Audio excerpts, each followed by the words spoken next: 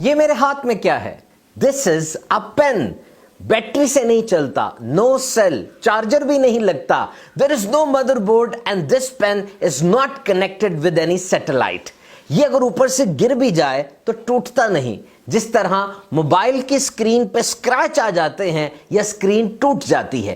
لیکن تاریخ انسانی میں پین نے کون سے کارنامے سر انجام دیے کسی سے پوشیدہ نہیں ہے.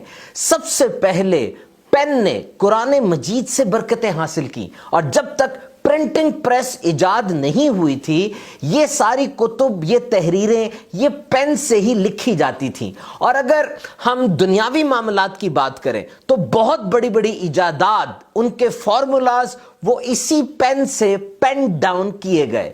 1874 میں ٹائپ رائٹر ایجاد ہو گیا, لیکن سب کی ٹائپ رائٹر تک ایکسیس نہیں تھی, رسائی نہیں تھی. اور پھر 1970 میں کی بورڈ ایجاد ہوا. Now that was a change. پہلے کتابیں لکھی جاتی تھیں, اب کمپوز ہونا شروع ہو گئیں. اور اس وقت دنیا کے بہت سے ایجوکیشن سسٹمز میں اگر آپ کو پین سے لکھنا نہیں آتا تو it doesn't matter. You must have a good hand on your computers. لیکن یہ شاید ٹھیک نہیں ہے.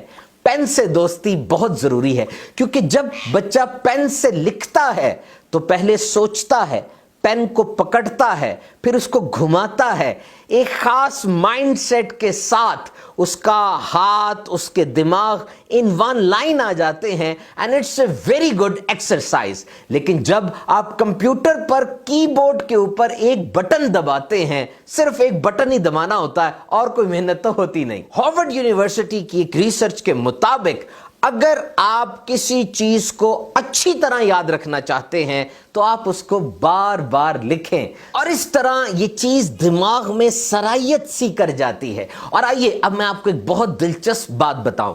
جس طرح ہماری انگلی کے فنگر پرنٹ یہ الگ الگ ہوتے ہیں, اور چہرے کے نقوش جو کمپلیکشنز ہوتے ہیں یہ بھی ڈیفرنٹ ہوتے ہیں, اسی طریقے سے سب کی لکھائی بھی مختلف ہوتی ہے. اور یہ لکھائی کو پڑھنے کے لیے الگ سے نالج کی برانچ ہے. دیر از اے برانچ آف نالج جس کو پیلیوگرافی کہا جاتا ہے, جس کے تحت ہم قدیم زمانے کی لکھائیوں کو پڑھتے ہیں. قرآن مجید میں ارشاد باری تعالیٰ ہے, جس نے قلم سے سکھایا انسان کو وہ سکھایا جو وہ نہ جانتا تھا. حضرت عبداللہ ابن عمر رضی اللہ تعالیٰ عنہ فرماتے ہیں کہ رسول اکرم نور مجسم صلی اللہ تعالیٰ علیہ وسلم نے فرمایا, علم کو قید کر لو. میں نے عرض کی اسے قید کرنا کیا ہے؟